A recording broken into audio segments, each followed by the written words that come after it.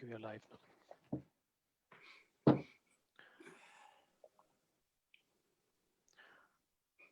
So we're starting.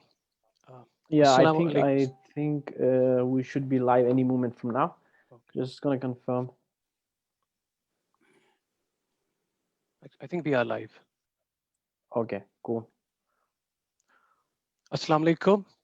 Welcome to yet another episode of online discussions presented by the IUST Alumni Council. I'm Arib Aslam. I hope everyone is doing safe and is doing well and staying safe in these testing and tough times. The topic for today's discussion is IUST in hindsight, a dialogue with the university trailblazers. In the panel today, we have Professor Siddiq Wahid, founding Vice-Chancellor of IUST. Professor Siddiq has a PhD in Inner Asian Studies from the Harvard University, where he went on to teach Central Asian Studies and Comparative Literature. He has authored the books Ladakh, Between Heaven and Earth, and Tibet's Relations with the Himalaya. He is also a senior visiting fellow at the Center for Policy Research, New Delhi. Professor Siddiq has taught in the US, India, and has lectured widely in South Asia, Europe, and the US in his field of study. All this beside being an educationist and a columnist. We also welcome Professor Aijaz Rasool Mattoo, who has served as the founding dean in the School of Business Studies of Islamic University and Technology. Professor Mattoo has a PhD in textile sciences and engineering and business management. He has also served as a management expert in AICTE, the University Grants Commission, UPSC, and in about 20 state, central, and private universities. And right now, he's joining us all the way from the US. Joining us from another time zone as well is my co-host Ubad Zuhur, who is also an alumnus of IUST and is presently working in Johannesburg. So this was about our panel today, and straight to get to it, we'll start with Professor Siddiq Wahid. Sir, looking back to when it all started in 2005. Thanks. Sorry to interrupt, but Arib, I think there's some technical challenge we're facing. Professor Wahid has dropped off from this. Okay. We'll just give him a couple of minutes to join us back, and once he's back, we can resume you can resume your question that you were addressing to Professor Wahid. So I think in the interest of time, sir, Professor Mattoo, so we can start our discussion because we already a couple of minutes into our scheduled time for this discussion. So I would want to start with from the fact that you've headed School of Business Studies for quite a while in Islamic University of Science and Technology, and you started off as a founding dean of School of Business Studies. And as a founding dean of School of Business Studies, you had quite a unique opportunity to basically design the whole coursework of business studies. So as a matter of fact, back in the days when it started, MBA was one of the most sought after programs at IUST. And it was also one of the USPs of the universities in that time. So what were the different things that you kept in mind when you designed the course? What were the different things that you took into consideration, you took into account, the industry needs, the requirements, and also what were the different challenges you faced, considering the fact that when it started, we were still taking those toddler steps because we were still in those initial days, and not to mention the lack of resources. Yeah. Over to you, sir. Prior to answering your question, I would like to inform you that I've also been a founding dean of management department in the University of Kashmir. It's from there I came to Islamic University in the year 2007. And prior to that, in 2006, Professor Siddiq Wahid, the then Vice-Chancellor of Islamic University of Science and Technology, had formed an academic advisory council in which I was also the member. And we had drawn up a plan at that time that we would be starting a program in business studies in the Islamic University as well. So what we did really is that I had my colleagues from Kashmir University also here, and they advised Professor Wahid that this should be the plan that we should adopt so as to start this program of MBA in the Islamic University of Science and Technology. There are considerable challenges, no doubt. One of the biggest challenge was that, shortage of faculty, which is still, there to some extent, I guess. And we did manage, Professor Siddiq was good enough to get me from Kashmir University, post me here in the Islamic University, and told me that you start the course in the Management MBA program here. Subsequently, we also started an integrated program of BBA in the university. Yes. But as I said, the challenges at that time were that we had literally no infrastructure per se. But slowly and steadily, we did build up the structure. We appointed a few teachers who are still there. Anisa Khan, Muhammad Ashraf, and Parvez Mir. Similarly, and we subsequently this Asif Naqshbandi, and Asif Fazli. Then with such small group, we somehow took a decision that we should have a batch of 30 in the first instance, which we did. But in starting any technical program, as you know, and it was true for School of Technology as well, we need to have a approval from the AICTE. Unless we get the approval, it is difficult to start programs in any university or in any institute for that matter. So we made it a point that we get the approval for both business studies program as well as in the School of Technology for various programs you had present at that time, and we did succeed in doing that. And earlier on, yes, Professor Wahid had also obtained this approval from the UGC under Section 3. But then subsequently what we had to do that in order to make our university as a whole, eligible for grants from the UGCE, we had to approach again UGC and get the team from there, and then they, under some Section 9, they came. At that time, Professor Trag was the Vice-Chancellor, and I was the Dean in the School of Business Study. When we saw the biggest challenge that we faced, Professor Wahid will bear me out, was that of finances. You see, as you know, that IUST was formed under the aegis of the then Waqf Board or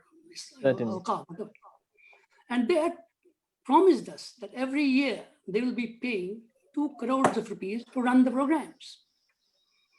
They did pay for a year or two, and then after that they stopped altogether. Then I told Professor Wahid, what's the point in having such a relationship with them when they're not paying anything to us? And we faced terrible challenges in that, let me tell you. There was a time that we had absolutely no money in the coffers, about a few lakhs, would you believe it? Then we went, senior teachers went to Professor Wahid and told him, we will not take wages for till we get money. But subsequently, we again went to him and told him, please, if some money has come, pay to the non-teaching staff, pay to the juniors. We will wait.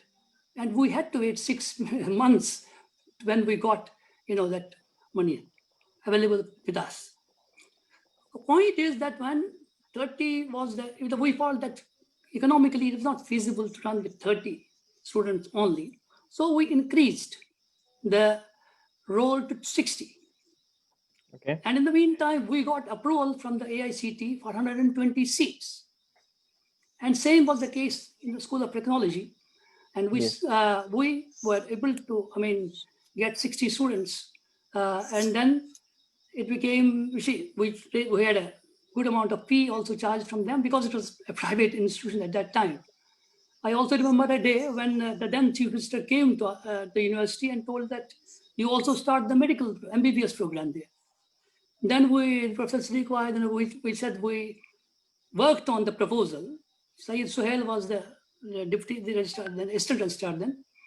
And then we came to the conclusion that we need at least 100 crores to have a basic infrastructure of the medical college. And we told him, and he kept mum.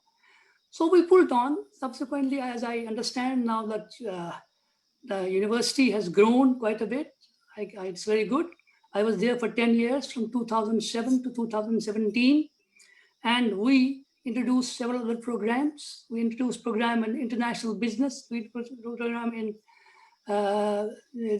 finance, and we recruited more faculty. Again, we had to recruit faculty on contractual basis. But subsequently, we tried our best and did succeed in, making them permanent lecturers for some time. But still, I would say, as per UGC rule, you have to have a ratio of 1:2:4. That is, we need at least one professor, two assistant professors, and 40. But if you keep that ratio in view, so we need several professors and assistant professors and teachers. So I would flag again, even now, today, number one priority should be on the faculty in the university. It is true for this. Thank you. It is true for SOT as well. Because unless it's okay, you can have a grand physical infrastructure, as they say, but if you don't have the human resource to look after it, to run the show, well, you can say physical infrastructures. So I would, appeal to the current Vice-Chancellor and the Council of the University also, please think about it and appoint the teachers as per UGC rule. We don't tell you to do anything outside the UGC. What the UGC say, do like that. Thank you. And another challenge, another problem that I would say again regarding the faculty is that some of the faculty members who were appointed in 2005 are still stagnating, unfortunately, on the same post after 15 years in the School of Business Studies.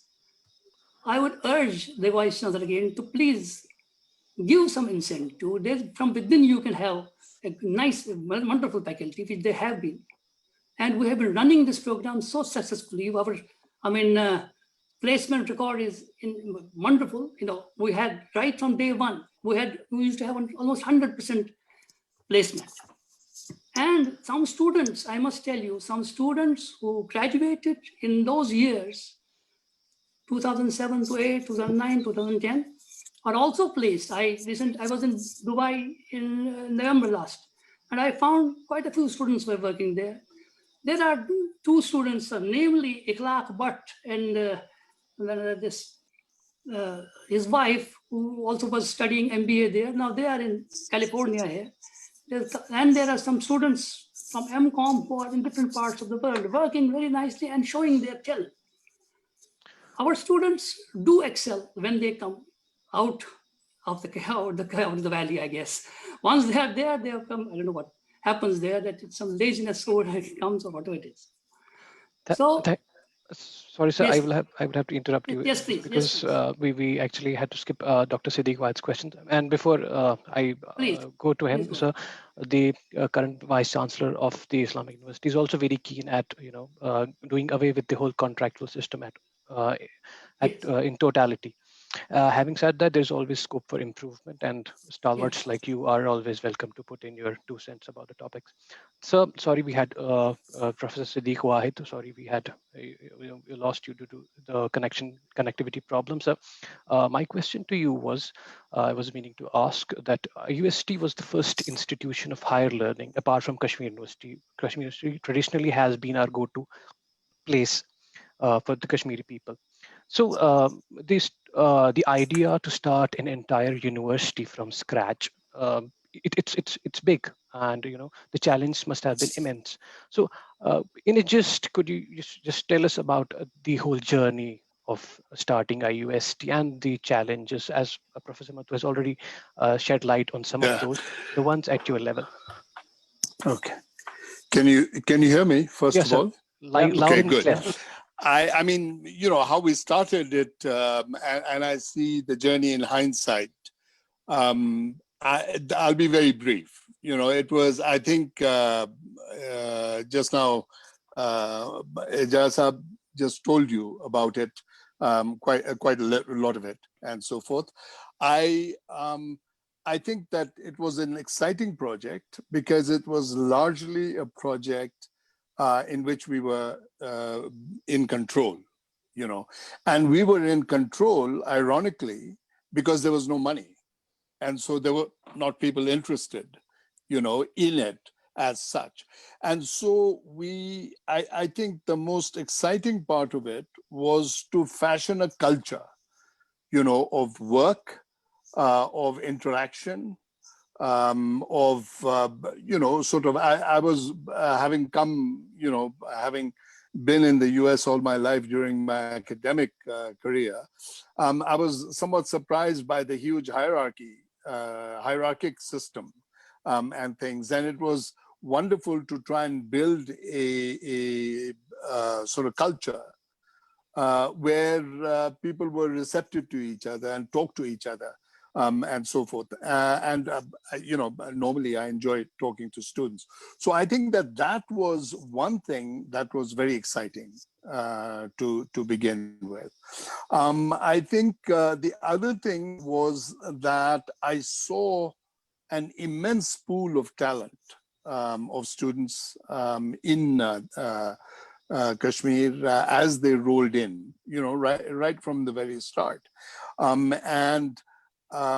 Given an opportunity, I think they do extremely well, and things. I think not having funds was a bit of a challenge. But as I said, the advantage of that was that you were left by yourself. Otherwise, all the bureaucrats crowd around you, try to, sort of edge into the university in one way or another. And that didn't exist for the first 2 or 3 years, 4 years, in fact, of the whole running. And so therefore we were able to develop a culture, and things. So I think that those were the key challenges, that we had, or one very large challenge, which was the financial challenge. I think there was also the culture of the challenge of culture. How do we tell professors to relax? And just be friends to the students, as well as be instructors and teachers to the students. That was a bit of a challenge, I think, because a lot of the culture came out of the University of Kashmir, which was your very traditional, conventional setup, And so it was, one tried very hard to tell our own teachers to relax. Even assistant professors, you had to tell them, hey, just relax, and things. And I think that was a challenge, but it was good. I think we got to certain stages. So that's all I'm going to say about the past. I appreciate that. Nice to reminisce and so forth, but I think it'd be interesting to look at the future as much as possible. And there, of course, the challenge is immense. The first challenge being political. As you know, the government is more and more intrusive about how educational institutions are run, particularly in Kashmir, how they are run, what they're doing. And I think that is one challenge that is facing not just Islamic University, but all universities in the former state of Jammu and Kashmir, and now Union Territory of Jammu Kashmir, and I suppose Ladakh as well, to a certain extent. So I think that's one challenge that we'll meet. The other challenge is curriculum. One of the most amazing things is that we have professors, assistant professors teaching 6 or 8 courses a day. It's one of the, which is cramming a lot of quantitative information, but not having any qualitative interactive sessions and things. And one of my favorite things was to walk around the university during the sessions, class sessions, and walk into a classroom to see. Yep. And I think one of the most difficult things was to get people to interact. The students were not used to the culture. And the professors and assistant professors were also not used to the culture, and as a result, to break it was very hard. I don't know to what extent we succeeded, but I think we made a few inroads there, off and on. And so I think that is a continued challenge, I think, is how to focus on quality rather than quantity. And again, this is not unique to Islamic University. I think it's all. And the third challenge which I had was, how do you make sure that it is administration in the service of education and not, or in the service of academia, and not academia in the service of education.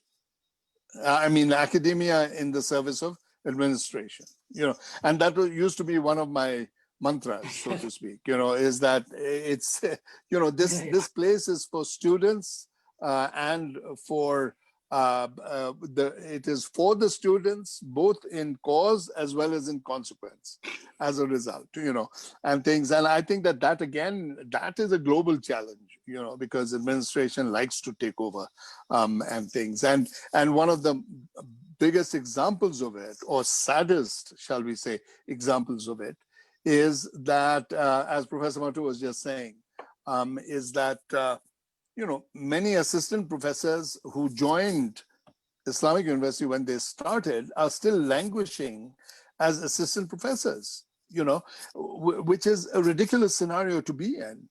Whereas I think there are 4 or maybe 5 deputy registrars.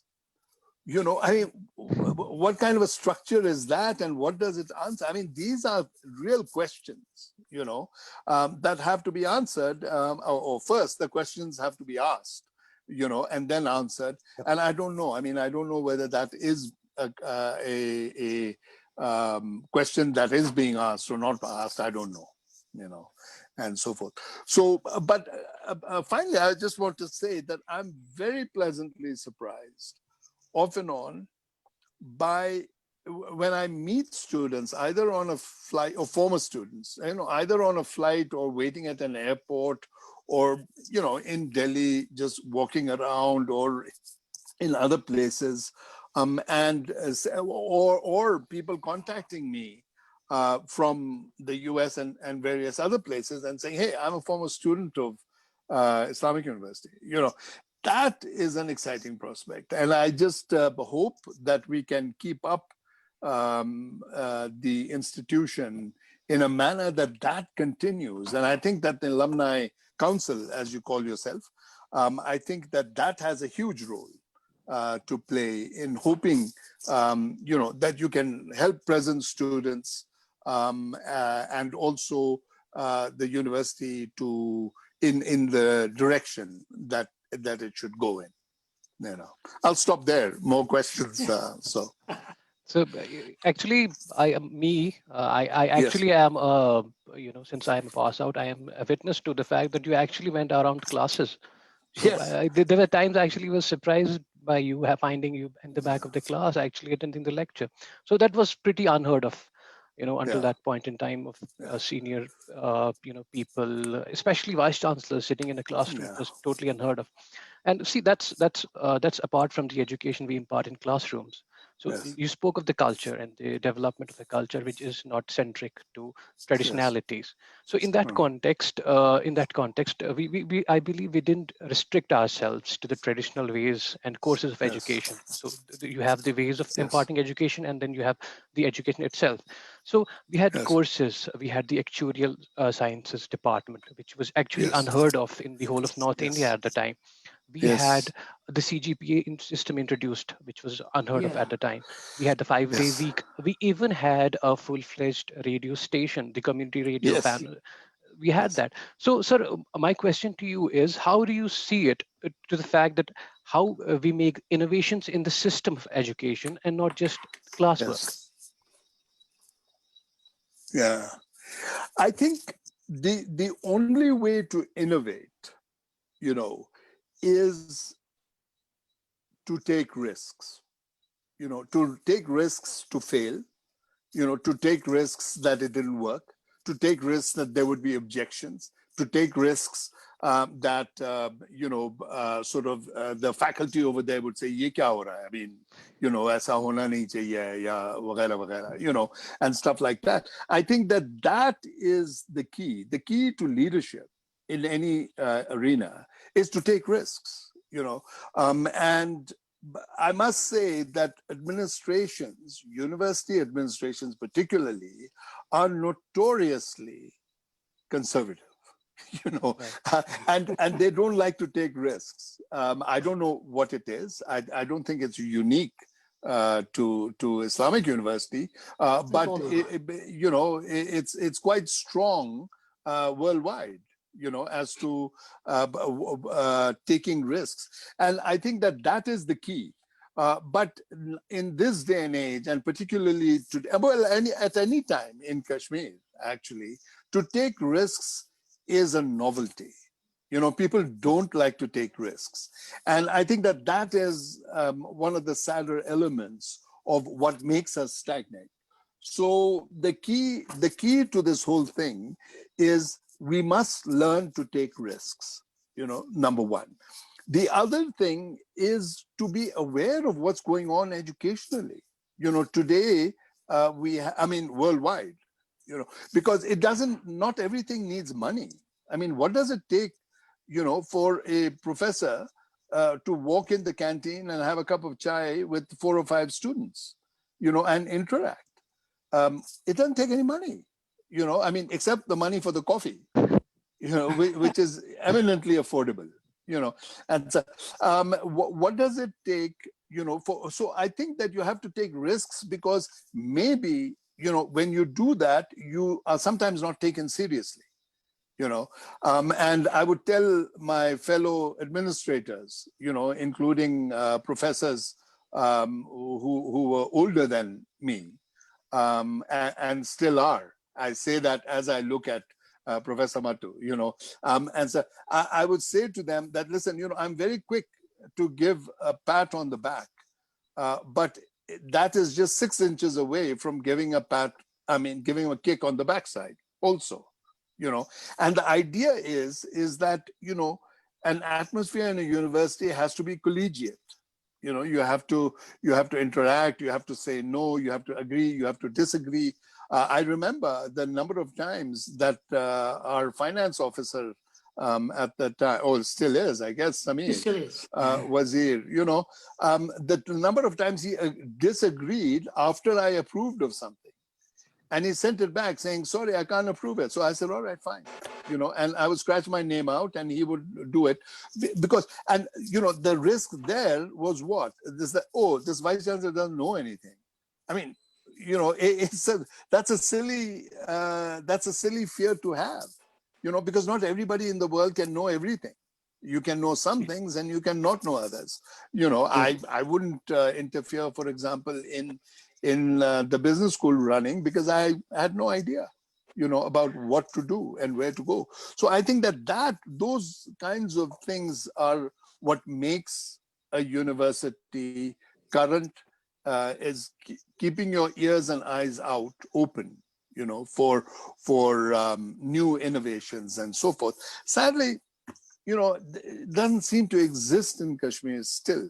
And one of my saddest things, regrets, is that I didn't try to continue to stay at Islamic University, even after my term of 5.5 years or whatever, it was over. I just decided, okay, well, why am I fighting, for a position? I can go ahead and do something else, which I did do. But that has been my only regret.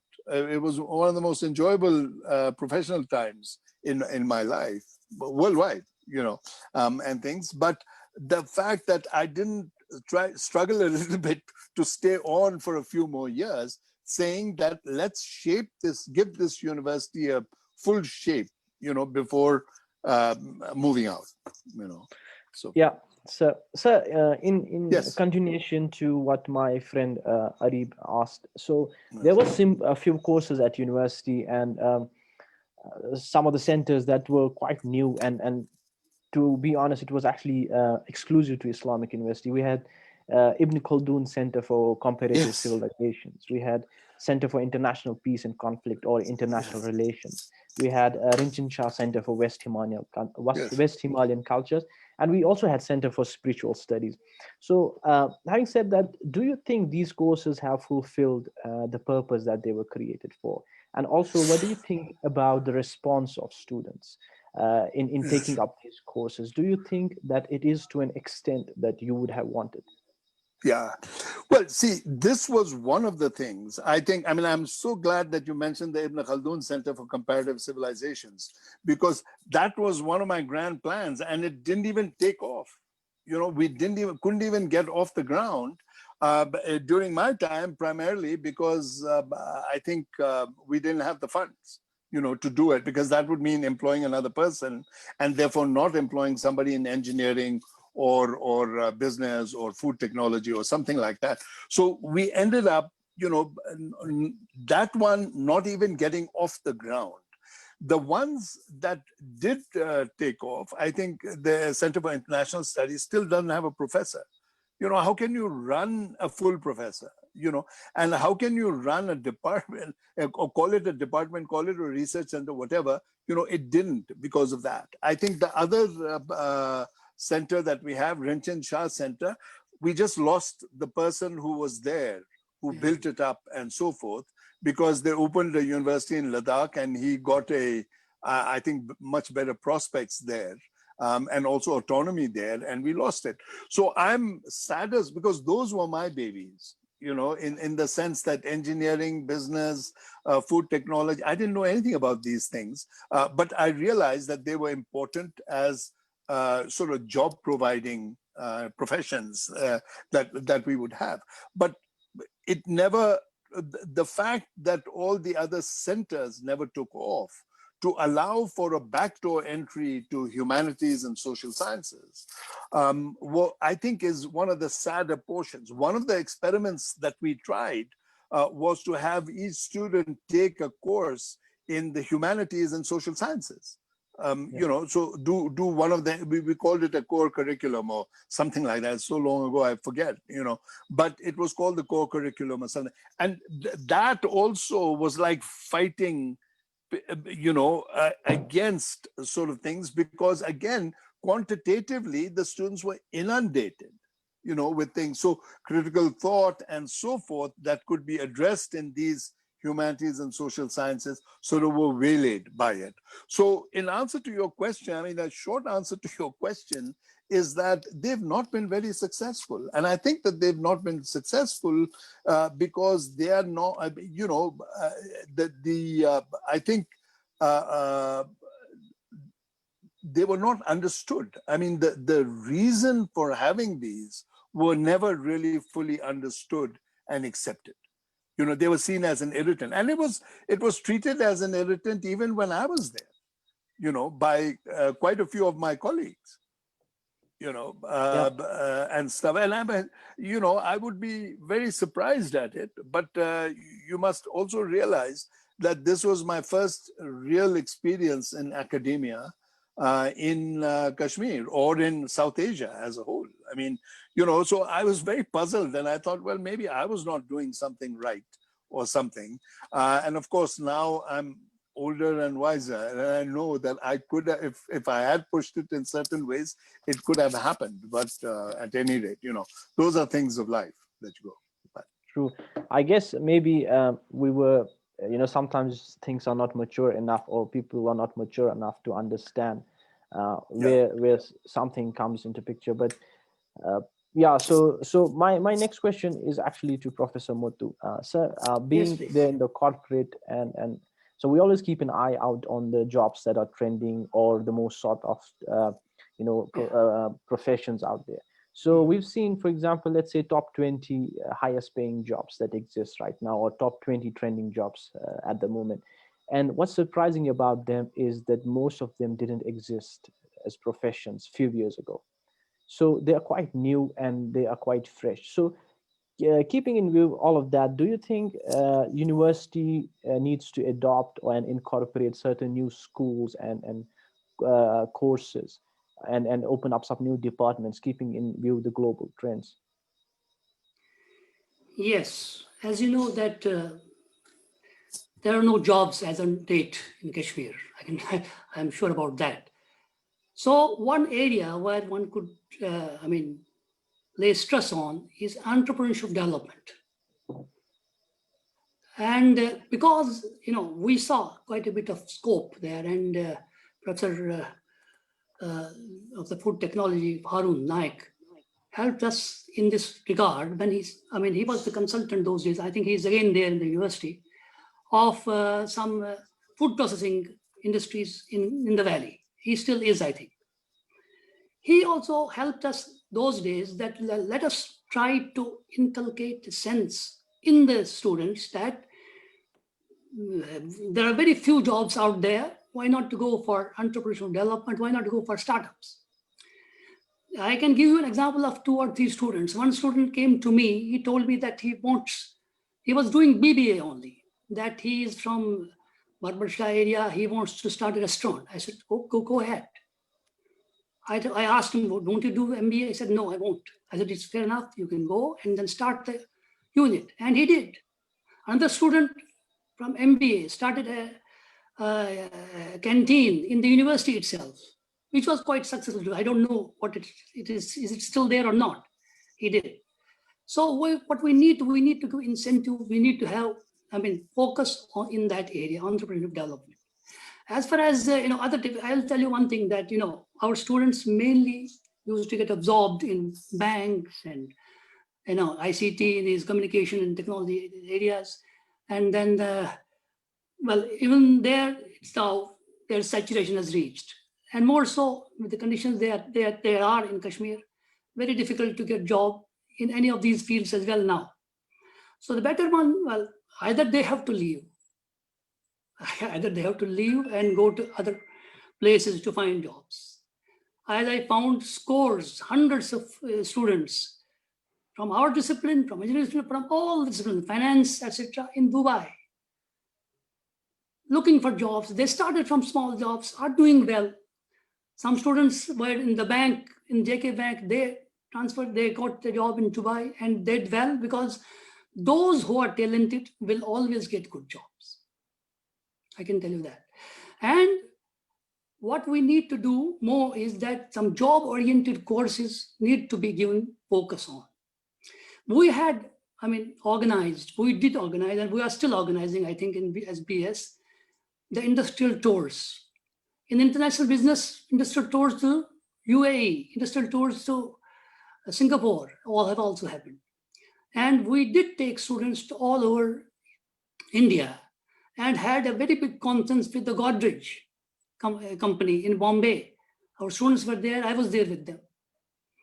And they did get an exposure, what is there in the corporate world that they can aspire for.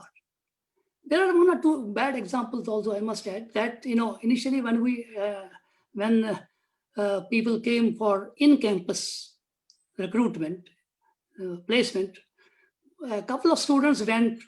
They were absorbed in a very good company in Chandigarh. After 1 month, they ran away from that and came back to Kashmir. And then the HR manager told me that, what is this? I said, well, this was a sorry, I had to cut a sorry figure at that point of time. But I would again say that some job-oriented courses need to be given. And as far as business studies is concerned, please keep this in mind, that as I have seen myself, I have done my MBA from England. I have worked there in a corporate company. I have worked as a PSU CEO in Punjab and Delhi. It was directly under the government of India, textile industry. Unless and until there is an exposure, there's an understanding of what actually happens in the industry, how things are managed, mere class lectures do not suffice. When you see, I'll tell you, once I had to face a gero in a company, 75-hour gero in the month of Ramadan, and then we were there, but the management was there against the workers' union, how to deal with them, how to engage in collective bargaining. And again, we engaged in collective, we arrived at a solution. But then again, as Professor Wahid was saying, that bureaucratic, interference spoiled that whole show that time. So what I would say that even in engineering courses, you need to have a sufficient amount of practical experience. And nowadays, when information technology has gone so high, I don't know, when with the advent of 5G or the advent of Internet of Things and what the artificial intelligence, what will happen? Some of my friends, some of my relatives here are working in various, ICT companies in the US. And I find them that these days, for example, due to pandemic, they are working from home also. But they are very useful to the companies because they have over the years understood the nitty-gritty of how things work. So I would suggest that in order to make a person employable, it is very important that along with the theoretical aspect that we teach, there should be sufficient exposure to industry, to trade, to these various units that are there. And inshallah, it will happen one day. Let's hope for the best.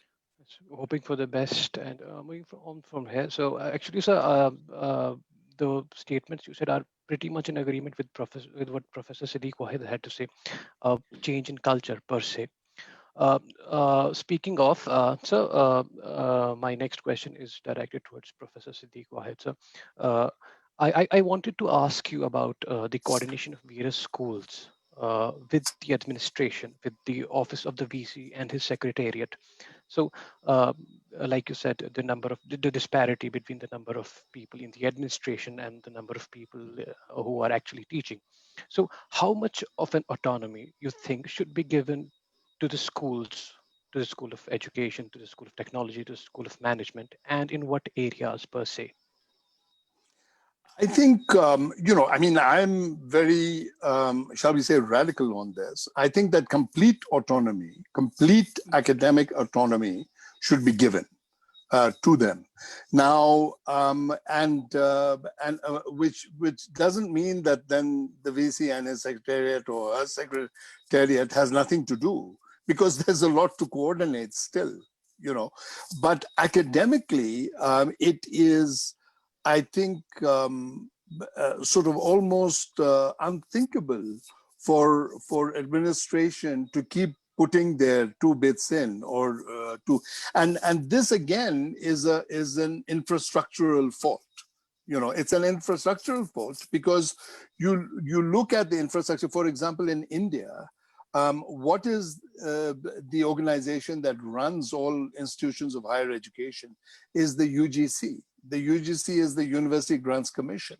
And the University Grants Commission, which employs, I think, very few trained academics, I mean, with PhDs or whatever, and basically it's a massive bureaucracy of people who have finished their undergraduate schools and done a BA, So you have a BA passed person trying to legislate legislate is not, but create rules and regulations for PhD programs. How can they do that? So I think, and that filters down into the entire university system. And that, again, I must admit, was one of my biggest frustrations, is let the academics do what the academics know how to do. And we step back aside. As administrators, we step back aside. I think we had a fair degree of success in that, because we would call people immediately if interference was there and so forth, and things. So, and I think that is the key. So when I say complete freedom, I'm not exaggerating. It's they who know what it is all about. So let them run it. I mean, definitely there are rules and regulations to follow. There are UGC sort of stipulations to follow, but you can always get around them, because the UGC is not an irrational organization. You go there, you discuss it, and, sometimes they will give it, sometimes they don't. They're also extremely bureaucratic, but you can find ways around it. And things. And I think so I think autonomy, as far as, academic autonomy, it should be complete. It should be complete. You have a dean academic affairs, and that dean basically is the bandmaster, or for all the academic programs to see that, schedules run smoothly and so on and so forth, rather than put their foot in, to try to determine what kind of courses an engineering course would run or whatever. An engineering department should run, or a business department or humanities department should run.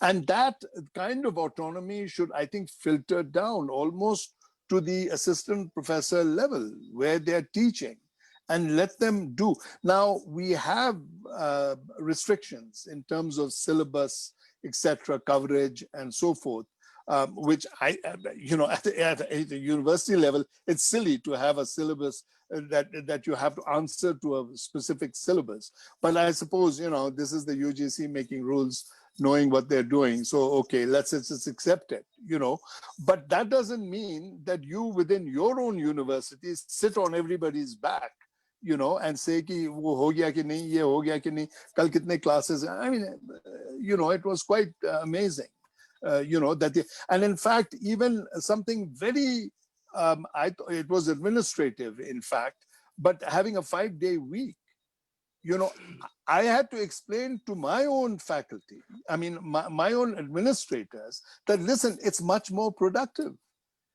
Because you have Saturday to go around doing all your errands, and you have Sunday to relax with the family, because everybody and their uncle has a life apart from the university. Apart from teaching or whatever it is doing, pushing pencils in administration, and playing with computers in administration. All these things are there. So you have to allow for that. And I actually had to fight it, within the university, that we would have it, and then once we had it, of course, we never gave it up. So I'm delighted that at least that stays in place. Thank you, sir. You're welcome. Thanks. My next question also is to Professor Siddiq Wahid. Sir, it's to the point that you were earlier alluding to, to be the fact that one has to be relevant. As a university, IUST has to be relevant. So as they say, the only thing constant is change. So my question is, how do you see universities aligning post-COVID-19? Because from the industry perspective, I would say, and especially in corporate, that we have seen that it led to digital transformation and ratification of virtual spaces. Teams have gone virtual, people are working offline, projects are being delivered online and stuff like that. Do you think it's high time for universities to also explore the possibility of virtual classrooms, or do you think it's still too early for that? I think it is too early, and I really hope it never comes, to switch to a completely virtual environment, because the real, see, what we do when you enter the classroom and we exchange things, or in using textbooks and so forth, is that we teach, and you become literate in a particular profession. You get, if you're in the humanities and social sciences, you get exposed to literature, but the real education is in the interaction you have with people with different experiences, and nothing can substitute a class interaction, to see body language, to see how the class reacts as a whole, and to interact. So I think COVID has sort of opened up the digital space, and I'm sure a lot of universities are saying, this is the way to reduce our expenses, sab bason ko bej do, and sell all your vehicles and let everybody sit at home and do their thing. But I think, that is a misuse of technology, and I think that we, obviously technology has its uses, and when strikes happen, when there are hartals, or more often than not when there are curfews, and when there's social disturbance, yeah, sure, you use it and you get on with it, but I think transiting to a quote unquote virtual, which is an odd word in my mind, because virtual means real, like, actual, but this is, is the opposite or virtual. But at any rate, so-called virtual interactions and so forth are nice, are good, and are convenient, and applicable at times. But I think we should be careful of not to overexploit it, because we will lose the fundamentals of education, which is about life as a whole. I mean, it's not about what happens in the classroom, right? I mean, it's the human relations and so forth. So that's what I think. I hope that it doesn't get overused. So we can say that basically what we can keep it as an option for extreme times, like the drastic time needs drastic measures. So things like COVID or things like lockdowns, but let's not make it mainstream, because otherwise Correct. it takes out the essence of being social at university. Well, one, it takes out, yes, absolutely. It takes out the essence of being social, number one. Number two is that it requires great sophistication, in order to, interact. Right now, I know that a lot of classes are being conducted over the internet, and digitally, and things. And that's great. But especially in a place like Kashmir, sometimes it works, sometimes it doesn't work, because there's no electricity, or how far can you get with 2G? I mean, I'm lucky enough and privileged enough to have Wi-Fi and broadband available to me. Right now we seem to have two broadbands, one fiber and the other one. So it's privileged, right? Because when I started, it wasn't working, and I switched to the other broadband. I mean, thanks to my wife, who's here, and she taught me how to do that. But I wouldn't have known otherwise, that we have it. So I think that it's also technology assumes a degree of sophistication, number one, and a minimum of obstacles in the way, coming in your way from a technological point of view, which we cannot assume in Kashmir, for a very long time yet, if people have their way. So, I don't know. I have a question for both of you, which I'd love to, is that when did each of you graduate, and what was your discipline that you, actually, what was? Both of So us we were are. both part of the same batch. So I graduated in year 2012. Sorry? So we were both, myself and Arif, we were part of the same batch. We graduated in 2012 from School of Technology. All right. Okay. And for Professor Mattoo, sir, both of us were actually placed with L&T whilst we were still studying. That was like, so Good, we guys go back a long way.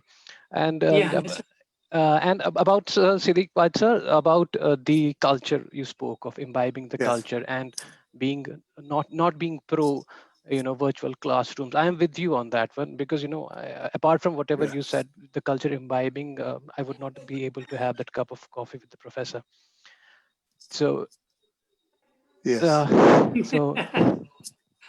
so moving on to Professor Mattoo, sir, this is related to academia. So the role of research in academic institutions is pivotal for sustainability, and development.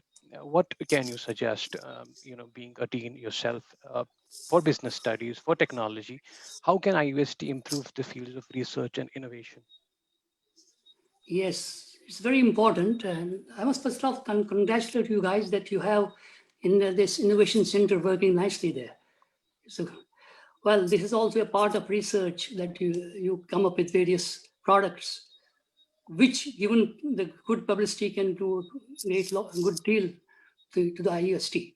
As far as research is concerned, yes, it's very important to indulge in research. And in Professor Siddiq Wahid's time itself, our aim was to go straight to PhD. No, don't have any MPhil or anything at that time. So we started the programs of PhD, and for a start we had two teachers from the SBS who gave their synopsis and then proceeded with their research. And I'm glad to inform you that two of them have already finished PhD recently. The present head has got a notification also. Other one is also getting soon. The research is very, very important, as Professor Siddiq also used to tell us right from day one, that research is a very, very important and central to any academic activity that we should do in the university. And as far as business studies is concerned, research should be original in nature, I think. If I take up a particular topic, I should not only depend on, as they do now, unfortunately, on the journals, online journals, etc., unless research is done at the site. I remember, sir, when I was doing PhD myself, I had to go to, I was doing an industry, school industry. At that time, I had to go to the headquarters of JKI. And then I told them that I need this data from you. They told me, the financial team, the superintendent told me, okay, sir, what you do, that there's a, go down inside there are old files, and then you dig from the files, all the data you will get from that. Unless you are prepared to work hard in research and do the original stuff, the research can border to plagiarism also. In some cases, it has happened. I remember in Kashmir University, one student in law, he then became the teacher there also, was caught in this plagiarism and was even demoted at that point of time. So Islamic University now should focus, and as per new education policy also of India, you don't need any MPhil now, you straight away go for PhD. But for that, as I said, hard work, good supervision, original stuff is needed. And SOT, I think, is doing well there now, as I have seen from the Design and Innovation Center that you have there. And similarly in SBS also, now they are taking it very seriously. Because it is there that we can come up with new things, with new solutions to the problems. I'll give you an example. Long time back when I was in the Education University, I was asked by teachers from economics department, can you please teach us linear programming? Linear programming was done on statistical basis. You could just, linear programming is concerned with minimization of costs of various products. If you look at the profitability of the mixture of products, how would you minimize the cost? Or the transportation problems. It was done on statistical formulae. A few years ago, I found that everything that we were taught way back in England, 1970s I'm talking about, is now computerized. Softwares have been developed. And within minutes, you can find all the solutions to the problems. As we see in the case of online companies like the giant Amazon, which is now nearly $3 trillion worth company. How they innovate in their trading strategies and come up with some solutions. So universities can help industry to come up with new products and services which would be not only technically of high quality, but also feasible. Because it's very important that we have to look at the cost profit ratio as well. It should be feasible also financially. So I think that we should strengthen the research in Islamic University as well. And but at the same time, I must tell you, it should not be for all. I once went to Jammu University in the business school there. I saw 35 students doing PhD. I said, how come you have got such a big lot doing PhD at the same time? The result was the quality of research per se was not of that good standard as one could expect. You have to, stress on quality, at the same time produce quality research. That's what, and for that purpose, you will have to strengthen the departments with professors, with research material, and with facilities to do research on the site as well. This is my personal view. Thank you, sir. I'll quickly make a point. So regarding the new education policy, like you said, they don't require an MPhil anymore, and we actually had that in mind. So that probably is a way of them paying us a compliment and telling us, yeah, IUST was apparently ahead of its times. Wahid has a question to ask.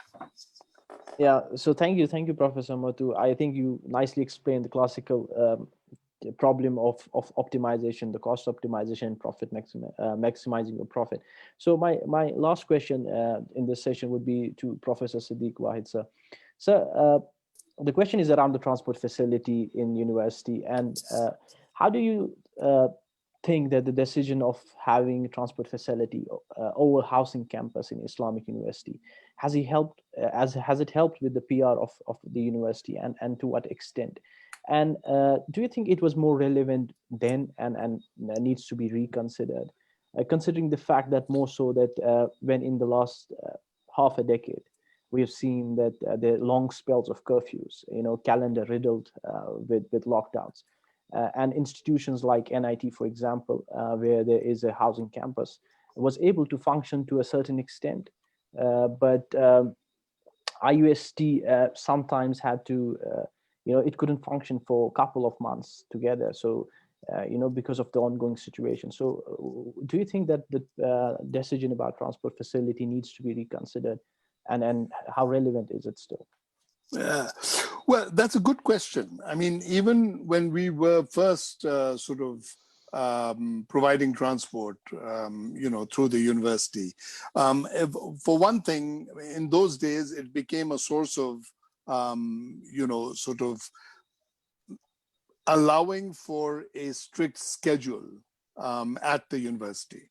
You had a bus, it came on time and it left on time. You had the students there captive. So it was difficult. And Awantipura at that time, what would you do? I mean, there weren't even the kind of restaurants that there are today, as you come up the hill. Kind of thing. So I think that we did it for a variety of reasons. As far as today goes, the distance still holds. I mean, if somebody is coming from Shopian, if somebody is coming from Srinagar into Awantipura, how do they get there? And public transportation is not always the most reliable, number one. And number two, there are genuine problems, with getting transport on time and things. So will classes be able to stay on time? So if we had a choice, my approach would be to have much more of a residential facilities at the university, so that as many students as we could accommodate could stay on there, maybe at least up to 50 or 60%, of the students stay on campus, because that again creates a sort of a campus culture, which is not a negative thing. I mean, it's a very good thing for it to create. It creates an atmosphere. It creates camaraderie between students and faculty and so forth. So I think that would be it. But I couldn't answer the question because it depends on the demographics of the students, number one. And number two, also affordability. How many students can afford vehicles every day, back and forth, either to come in the small private way, public transport such as sumos, etc., or buses, and our buses on time and so forth. So I think there are many factors, but you're right, it is a burden. And we used to joke sometimes as the buses, I don't remember how many we started off with, 5 or 6 or something like that. And then it started to expand. And when we got to 20, we were questioning ourselves and saying, are we running a transport company or are we really running a university? Because that became central to the whole thing. So, those things are, I think it depends on a lot of variables, which I don't have access to. So it'd be hard for me to answer that. No. Fair enough, sir. So looking back, it's been 15 years since the inception of the university. Now you see the Islamic University of 2020, and you have Yes. seen the Islamic University of 2005. Yes. Do you see the university as you would have envisioned it the day you Yeah. started your day in office? Yeah. Actually, when I started the day in office, since there was no money and since there was no faculty, since, we didn't have a building, I really didn't know where we were going to go with this, and it was sort of like, at one point you had to decide, okay, should I continue to do this or should I just leave? Because what does it all mean and things? And I'm so glad, I'm so happy that I stayed on and did what I did because it was very fruitful for me. But do I see? I'm delighted at the bricks and mortar, the infrastructure that has come up. It's I know I couldn't have dreamed about it even in those days. We were just happy that we got I think Bukharis for the classrooms or something, and we would scrounge and see, how much it costs and would it be possible or something like that. I mean, there were so many issues. So I'm very glad at that. But I must say that academically, I don't know whether we have invested as we should. One of the things is it's very difficult for me to see students, faculty who came in as assistant professors still languishing as assistant professors. I mean, there's got to, I'm not saying just promote them willy-nilly into the next bracket, but I can't say, I can't see that there was such an absence of talent that we couldn't have in university promotions, to have that. Number one. The number of associate professors and professors is, I don't know how many professors there are. I mean, maybe 2 or 3, and all of them, almost all of them, retired. What does that mean? Does that mean that we can't have permanent professors ever at the university? And that is also shows that we haven't grown. And 15 years is not a small amount of time, for some at least to have progressed to some point, and at least to have put in place some some full professors. One of the things that I hear is that, they don't want to come to Islamic University because it's so far, because it's so thick. But I cannot believe that we cannot recruit enough professors for the department. And it's not as if, you can go out also and recruit professors. It's not as if you're doing a favor to somebody to give a job. That person, if he or she gives the talent to that university, you have to appreciate that too. And somehow, so I don't know. I don't, so academically, I am not so sure that, that I'm thrilled at what has happened. But I'm sure there are reasons for it. I've not been involved in the university now, more or less since I left, and so I don't know what are the situations that pertain. And I've never had any of the vice chancellors that I've followed since then. I've never had a sit-down chat with, okay, where are you going to go with this, and so and what are the things, and which is disappointing. So at the end of the day, because at the end of the day, it's the academics in a university that matter. So still being optimistic about it. It's been only 15 years yet, so I think there's a lot of opportunities. Oh, am I being optimistic about it? No, so I'm saying on a generic level, let's be on the optimistic side. Yeah. So and to quote Mahjoor Sultanpuri, मैं अकेला ही चला था जनाबे मंजिल, मगर लोग साथ आते रहे और कारवा बनता रहा. So I think the कारवा is eventually going to. Is going, yes. No, absolutely, yeah. That's going. No, I think. Let me rephrase it. I think we have to be much more ambitious academically, than just going along, with this thing. I think because I think the opportunities are huge right now. I mean, the talent pool today, of employing people who have, sort of studied is huge, and we should exploit it in some way.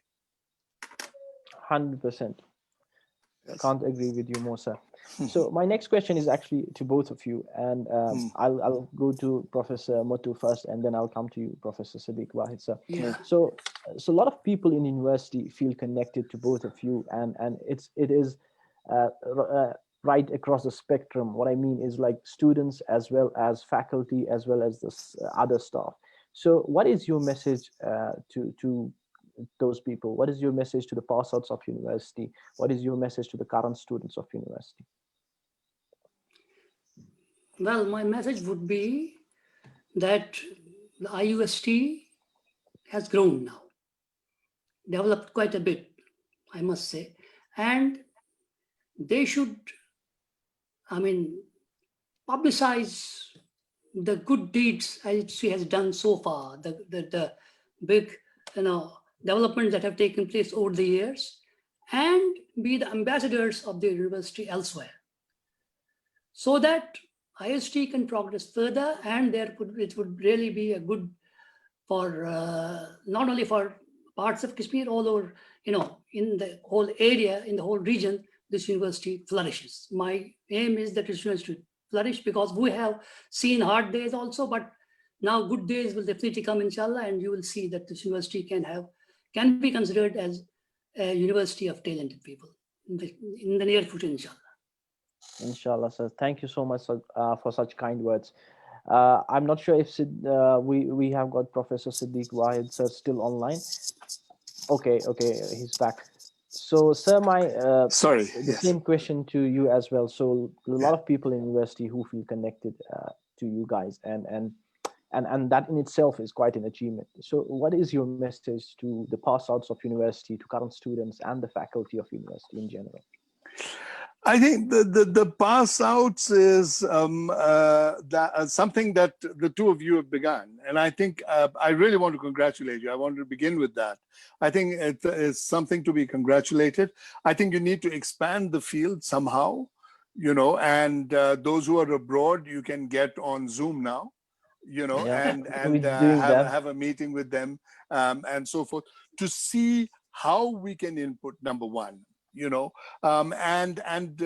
the Alumni Council needs to do, I think, is also make contact with the university itself formally now, either through the Vice-Chancellor or, through a faculty member that you know very well, and to say that, hey, listen, we have this organization, what can you do, and have a point of contact over there at the university with whom you can interact. And it goes both ways. I mean, down the line, I'm sure that we can start some sort of an alumni fund, to sponsor lectures or to sponsor XYZ, and things like that. So I think that is what I would do to the pass out. And the other thing is keep in touch with the university somehow. But in order to keep in touch with the university, you have to have a contact point. To say, hey, whatever it is. I mean, pretty soon they should have a Vice-Chancellor's association also of Islamic University, because we've had 4, we'll have 5, maybe, whatever number we have down the line, and get down so that we can all input into something that we were all a part of, and are a proud part of, our lives. So that's number one. To the students there and to the faculty there, I would say, is that innovate, look at what it is that you can do for the university today, and reach out to people who can input into the university, and to the administration, I would say that you should facilitate these things, and by facilitate these things, I mean, that doesn't necessarily boil down to money, but think about it for a change, and think about how you can create a network which will be good for the university. Because you're right, is that the university community has grown. Everybody who's had something to do with the university since its inception to today, 15 years thence, it must be a large circle. We haven't had one gathering for the university. Why not? I mean, somebody needs to be thinking about it. And that person will need to be, within the university, because those of us who are outside of the university are very reluctant to impose ourselves now, because we don't, That's right. I mean, you say, wait a minute, yeah, I mean, who are these guys? So it has to be somebody who's current at the university, who is to take the flag on this, so to speak, and say, okay, we'll organize something, and not try to organize it within 1 week, or so, but organize it over a 3 to 6 month period, and get anybody and everybody who, and calculate, when is a good time. I mean, these days, I think COVID has sort of preempted a lot of gatherings, but, next year, same time, maybe around September, October, when a lot of ex-students will filter in, or maybe some will especially take a plane to come and meet and have some sort of a, gathering, at the university, which will be flesh and blood gathering. You sort of touch each other, sort of talk to each other and reminisce some, plan some for the future, and then something will come out, out of that sort of scenario. Okay. Very well said, Thank sir. you. Just a couple of points I'd like to make. Actually, Yes, the please go two of ahead. us are just the faces of the Alumni Council. There's a whole team behind us, so it's a Good. lot of people. Good. We are still Good. evolving, and also in future, inshallah, we'll be taking some, making some discussions along with the people currently in charge of the university. So we are hopeful of, Great. collaboration with them. Hmm. So we will be taking some questions from the audience. Actually, the comment section is a buzz. I think there's a lot of followers both few people have. So we are, actually having a tough time deciding on what questions to take. But to briefly summarize it, so this one I like to ask this to Professor Mattoo, sir, regarding Yeah. placements. A lot of questions Yeah. have been regarding placements. Yes. So in terms of placements, what should be the short-term and the long-term goals? Because according to a research, speaking of India in general, only 10 to 15% of the graduates are actually employable by the industry. So be it IT, finance, services, there's always a training period prior to actually people joining the duties. So Yes. is that a disparity that we should be able to cover? The difference between what is actually taught in the classroom and what the actually industry demands. I think we should be able to cover that. No problem in that. As I said, told you that, on the basis of the experience that we had at Godrej, for example, we did get a fair amount of exposure along with the students that as far as employability is concerned, what are the main things, how placements can take place with the, and what are the various, problems that are faced by the industry in Kashmir, for example, or other parts of the country. So I would say that as far as placements is concerned, we have to, we didn't have, I must admit, we didn't have a great deal of success in getting our students placed recently. But earlier on, we did used to have almost 100% placement. The placement officer as such should be a very dynamic person. He should have a team of his own, an office of his own. It reminds me of some institutes I have visited during the National Board of Accreditation visits. For example, MDI, Gurgaon, and other places, where I found that placement section is a separate section altogether, which is fully equipped with all the staff and equipment. And they keep a terrific tab on the various vacancies that take place here and there, and then have a constant communication with all the industries, with all trades, now, be it ICT, be it manufacturing industries. So what we need to do is that we need to create a department, which already is there, which is not only, just for the sake of sitting there and then writing a few letters, but a person who's dynamic, who can motivate the recruiters, who can bring recruiting agencies in the campus, who can be of help to the university in various ways, whether there's placements on a short-term basis or a long-term basis. But this center should be this department, as it were. It should be a very, very strong department if we need to have placements to take place as we desire. That's my strengthening of the placement set. That's very important. Most certainly, sir. I think that is one of the important things that any university, for that matter, should focus upon. Making sure that the students that pass out of university are actually industry ready. And so my last question to Professor Siddiq, it's not actually a question, but it is more of an anecdote that you want to share, some memorable incident at university during your tenure. Yeah, my most memorable occasion, I think, was 2010. That was a very troublesome period. And I remember, and this I really recall with huge affection, and suddenly there was some sort of a strike at the university. I don't know whether it had to do with the administration. I don't remember, quite frankly, what it was, whether it was to the administration or whether it was a political demonstration. Whatever it was, they surrounded the administration building and they locked us all in, and I remember the registrar, Masoodi, sort of coming up to my room and saying, they've locked us in.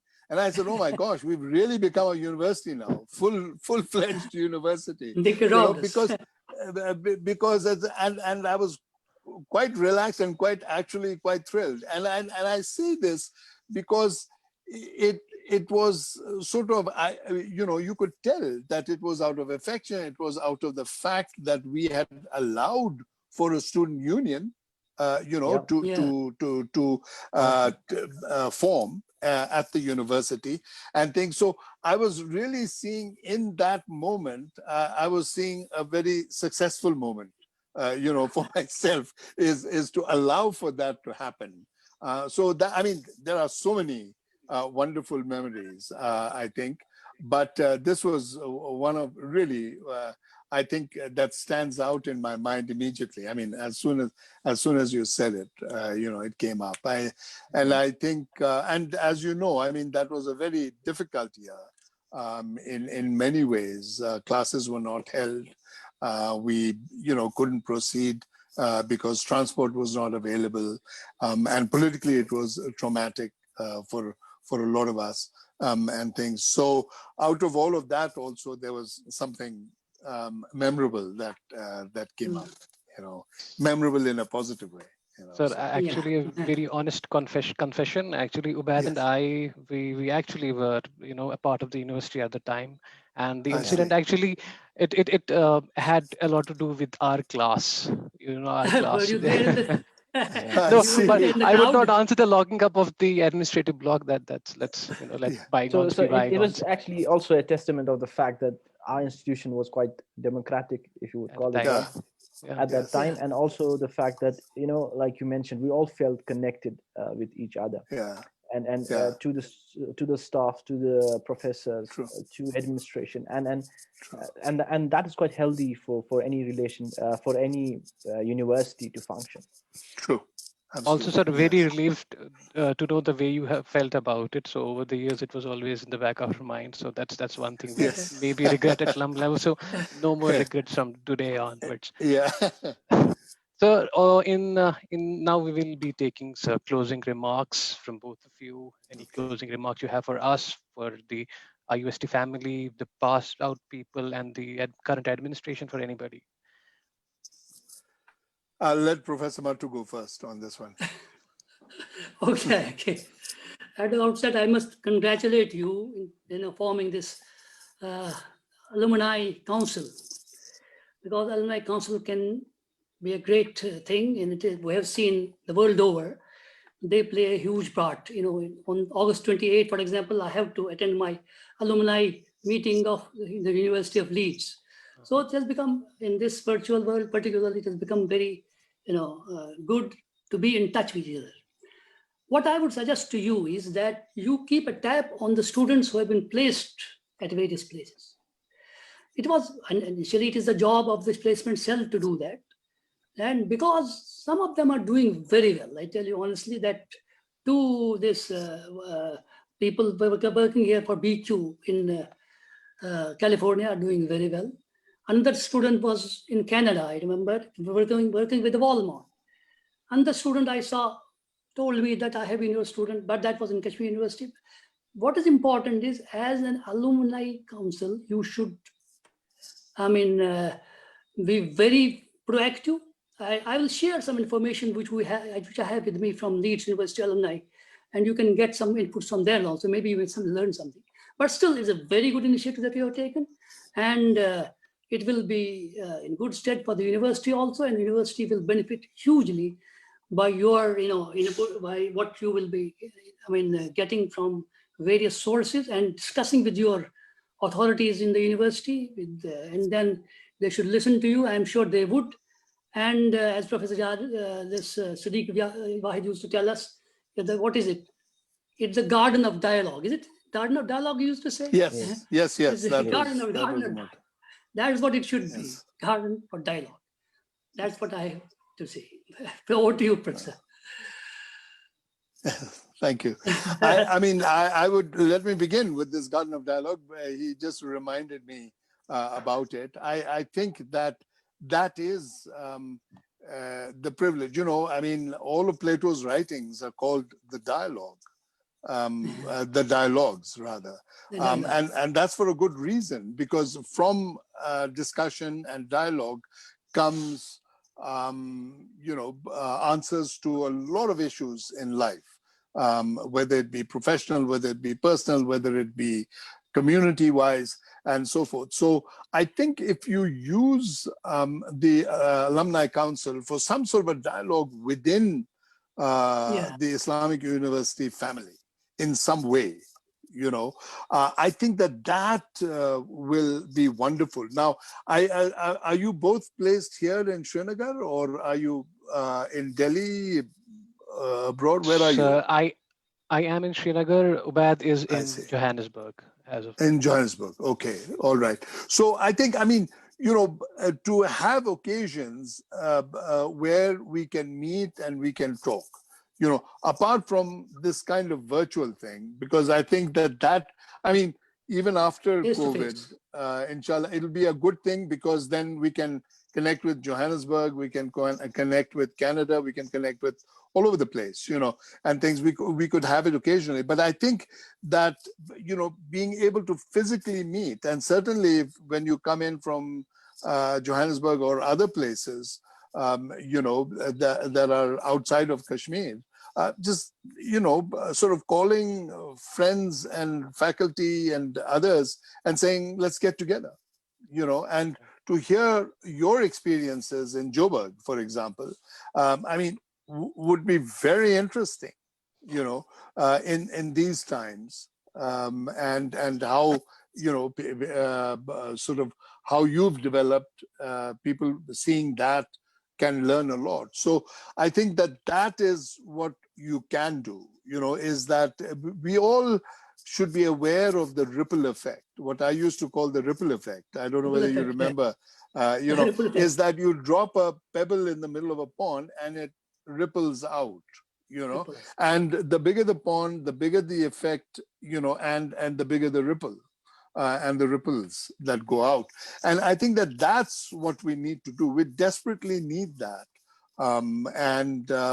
If Islamic University can be a source of at least one of these pebbles being dropped and ripples being made, that would be great, and things. And the other thing is that, please solidify and define this Alumni Council as much as possible.